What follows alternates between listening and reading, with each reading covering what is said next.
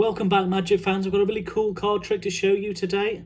The weather might be a bit poor outside here in England, but I've got a trick here that's really going to brighten up your day. So what we're going to do is get straight into the trick. This trick only involves 21 cards, so go and grab yourself a deck if you haven't already. And on with the performance, and after the performance, I'll give you a tutorial on how it's done. So like I said, this trick here, just angle it down a bit so you can see, only involves 21 cards. So I've already gone, just for the sake of time, gone and chosen 21 cards. But as you can see here, they are all different. There's no duplicates. It's just a random selection of 21 cards. Just going to give them a shuffle. And in a moment, I'm going to get my spectator to randomly select a card they want to play with today. So again, just give them a bit of a shuffle, a bit of a riffle shuffle there. So this is a great impromptu trick that you can just whip out at a pub, or if you've gone round to your friends and just want to say, oh look, I've got a really cool trick, you can use it from a borrowed deck. Just whip them cards out and you're ready to go. So like I said, I've randomly selected 21 cards. I'm now going to give the spectator a free choice in any cards. They can change their mind at any period. So let's just say, for the sake of it, they pick this card here. The spectator will look at it. Obviously, I can't see what they've selected. So that is going to be your card.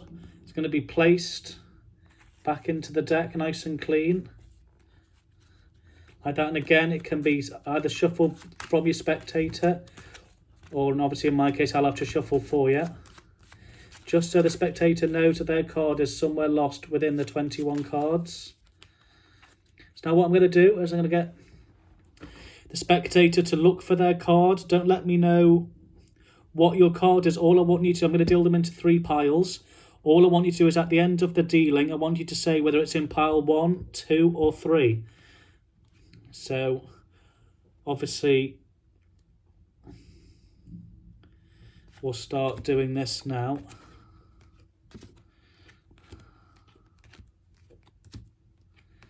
And like I said, it's just keep looking out for your card, but don't give any indication what your card is. That's the job of the magician, to work out which pile it's in. So I want you to say 1, 2 or 3. In this case, it's in the second pile. Okay, that's great. I'm just going to do it again just to further mix the cards. Again, just look out for your card. Hang on, just angle it a bit better so you can... Hang on a second there, guys.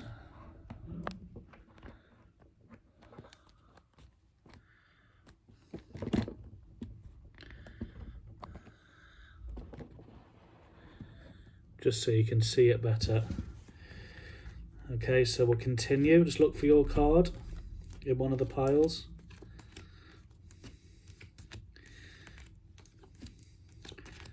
Okay, so here we go. Like I said, it's a really impromptu trick and be from a borrowed deck. Spectator can choose the 21 cards personally, so all I'm going to say is pile 1, 2 or 3.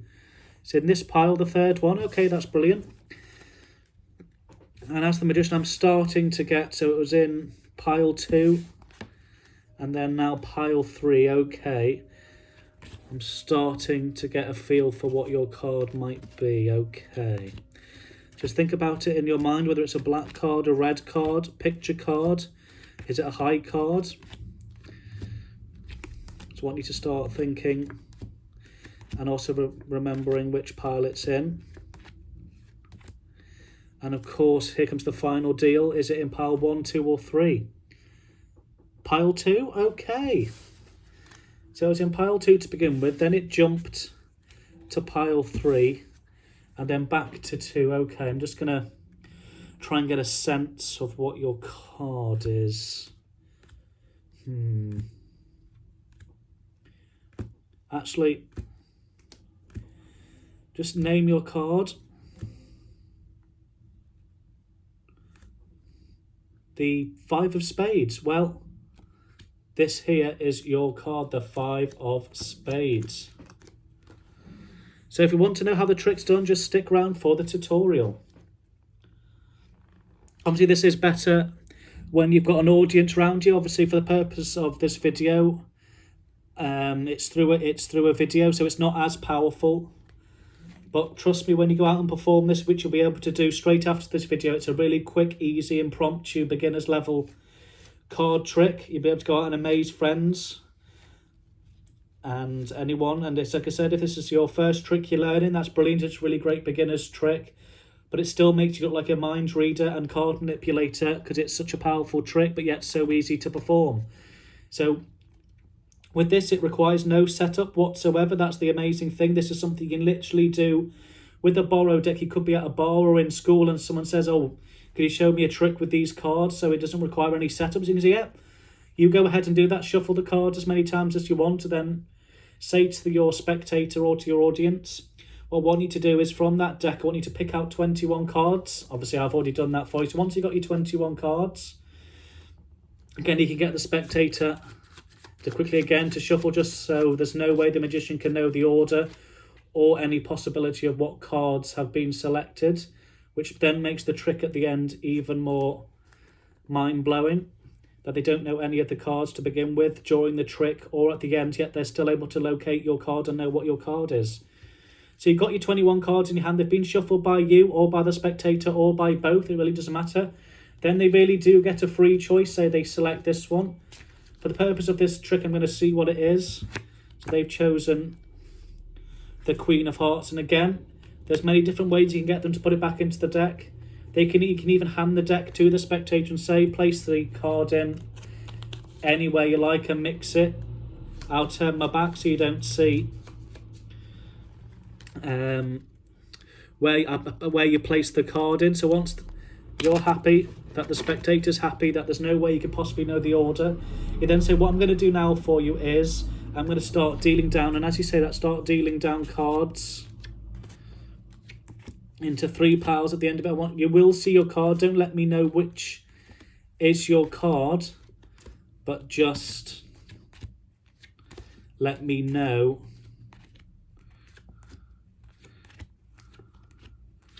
which pile it's in.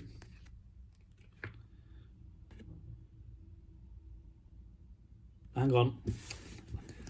That's why you shouldn't do 2 things at once. I've actually forgotten what the spectator chose to begin with. I think it was the Queen of Hearts. Just to make sure, let's do it again. So means the spectator chooses the Queen of Spades. It goes in. So I'm now thinking to myself, Queen of Spades, but yeah, it gets mixed. Like that, so you don't know where it is. You say, okay, it's going to be in pile 1, pile 2, or pile 3. As you see there, it's in pile 2. You won't know this when performing the trick, only the spectator will. So you say to them, as I'm dealing down cards, you will see your card. Don't give me any indication that this is your card. All I want to know is the placement. Is it in pile 1, 2, or 3? They'll say 2. So this is where the sleight of hand, it's not really sleight of hand. Well, it kind of is. It's like one of the most basic sleight of hands moves you'll be doing.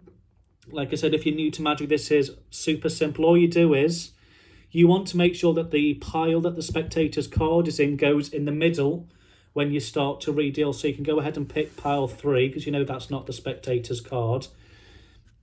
Pick up pile 2 casually, place it on top of the first pack, and then pile 1 goes on top of them all. So effectively you've sandwiched the spectator's pack in between pack number 1 and pack number 3, or if it was pack number 3, you could go pack number 1, pack number 3, pack number 2, whichever pack, whatever column the spectator's card's in, just make sure that goes in the middle. And then again, you start doing it again, start dealing it out, and you say to yourself, or to the spectator, whoever you're performing to, again, look out for the card. And as we can see, it's now gone into pile 2. The spectator won't be saying anything. You can just make up some patter about, I'm trying to work out, okay, it was in pile such and such, and the first go in, they'll say, okay, which pile's it in? They'll say pile 2. You can even sometimes go straight to pile 2, place pile 1 on the top, and then place pile 3 on the bottom. So again, you've sandwiched their column, and again, you do it for the 3rd time. You always do it 3 times, no more, no less, because this is a math sequencing trick. It might look like mentalism, but all you're doing is through mathematics sequences. Here it's there on pile 1. This time it's jumped. Is you're bringing the spectator's card to the 11th position. Because you've got 21 cards with 3 piles, that makes 7. If you do it 3 times with the spectator's card always being in the middle, so it's pile 1, so you can pick up pile 3. Place pile 1, which is theirs, on top of that. Place pile 2 on top of that. And everything looks fair and clean, like you haven't done any movements. All you've done is picked up piles, put them back in to one pile, redistributed them out again, picked them up, and you've done that 3 times. So what you've actually done, unknown to the spectators, you've actually now placed the spectator's card. You don't know what it is, but all you know is where it is. It's now in position 11, so you could go, okay, just think about your card, and as you're placing cards down, face down this time, it gives a better effect. You're counting to yourself to at 10, but you don't want to be going like 1, 2, and it's too obvious that you just counted. You just okay, start thinking about your card as you're on 3 and 4. Then again, just break some more away. Is it black? Is it red? So you're now on 6. So you know you've got 5 left to do. Well, 4 left, then it's their card. So think of the suit. And just for the first time, name your card.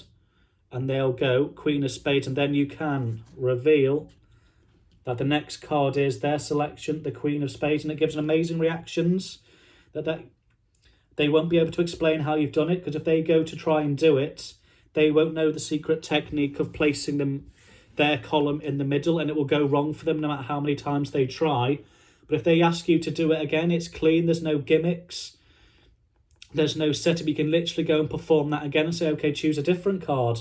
And as long as you always do the distributing the cards down into 3 columns 3 times, and make sure that every time you pick up the spectator's card, it goes into the middle, then you're clean to go. It will always, it's guaranteed always, to be in the 11th position. So you can get fancy, you can get creative with your reveal. For this one, I just kind of did a thing about thinking about their card, and it was kind of a mentalism, because that's kind of what kind of magic I'm into, is mentalism. You can put whatever spin you want on it, whatever you want, make up your own story about cards being able to recognize each other, about being able to feel, sense it, whatever you want to say, as you're stripping down 10 cards in that final reveal. And then of course the 11th selection will be there. So yeah, if you enjoyed that video, it was kind of a more routine card trick, an impromptu card trick to perform. I just thought it'd be a nice idea after having that mentalism Monday yesterday to have a more straightforward card trick, which is, like you said, can be performed to the borrowed deck. It can be examined, it can be shuffled as many times as you want, and you're always going to be clean. So obviously we've now been able to go out more. You'll be able to start doing this at restaurants or with your family. Like I said, if this is your first trick and you're wanting to get into card magic, this is a really simple trick. You only need to remember 2 things, and it will work again and again and again. And I guarantee you, your audience members will never be able to work out how it's done. So yeah, that is the trick. If you're new to this channel, please do make sure that you give it a big thumbs up and subscribe if you haven't done already, because I'm doing daily content. Tomorrow I'm going to be doing some more coin magic, which went down really well with you guys last time. So yeah, make sure you check that out at 6 p.m. tomorrow.